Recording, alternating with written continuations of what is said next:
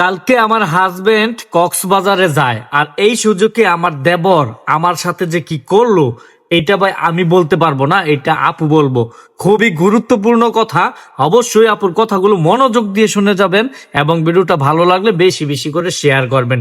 আগে আপুর কথাগুলো শোনেন। কালকে আমার হাজবেন্ড কক্সবাজার বেড়াইতে যায়। যাওয়ার পর বাসায় আমি একা। ননদ ছিল বাড়িতে, শ্বশুর ছিল না। শ্বশুর আমার গেছে পার্টিতে, শ্বশুর ছিল না। শাশুড়ি আর আমি আর আমার দেবর বাড়িতে, আমি একা। তো খাওয়া দাওয়া করে আমার দেবর কিন্তু আগের থেকে তার কিন্তু একটা নজর আমার প্রতি আছে। কালকে সারা রাত কান্না করছি, চোখগুলো ফুলো। আমার চোখ ফুলো অলরেডি, দেখেন আপনারা, দেখলে বুঝতে পারবেন।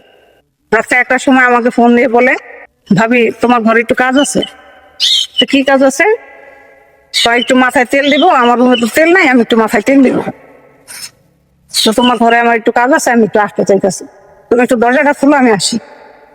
পরে আমি ভাবছি সে যেহেতু মাথায় তেল দিবে তাহলে ঠিক আছে, মাথায় তেল দিতে আসতে চাইতেছে তো ঠিক আছে, আচ্ছা ঠিক আছে আসেন। আমি আবার সবসময় তাকে আপনি আপনি বলে ডাকি, তাকে কোনো সময় আমি তুমি বলি না, কারণ দেবর তাকে সম্মান করি আমি, কারণ সে আমার হচ্ছে দেবর, তাই আমি তাকে সম্মান করি।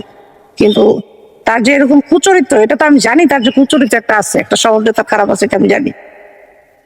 তখন আমি কি করছি, দরজাটা আমি খুলছি। খোলার পরে কি করছে, সে ভিতরে ঢুকে সে দরজা লাগাই দিছে। কি ব্যাপার, আপনি দরজা লাগাই দিচ্ছেন কেন? দরজা লাগাই দিয়েই কোনো কথা নেই, সে আমাকে জড়াইয়া ধইরা একদম খাটের উপরে শোয়াই ফেলাইছে। পরে আমি খাটের উপরে শোয়াই আমার মুখ চাপা ধরছে অলরেডি। আমার শাশুড়ি আবার একটু ভিতরের রুমে থাকে, আমি থাকি নিচতলা, আমার শাশুড়ি থাকে মনে করেন দোতলায়, ছেলেও দোতলায় থাকে। আমার দেবর বিয়ে করে নাই, দেবরের সবসময় নজর হচ্ছে আমার দিকে। হ্যাঁ, কথা হচ্ছে যে কোনো উসিলে সে আমাকে হাসিল করবে, এটা হচ্ছে আমার দেবরের কথা, মানে তার নেশা।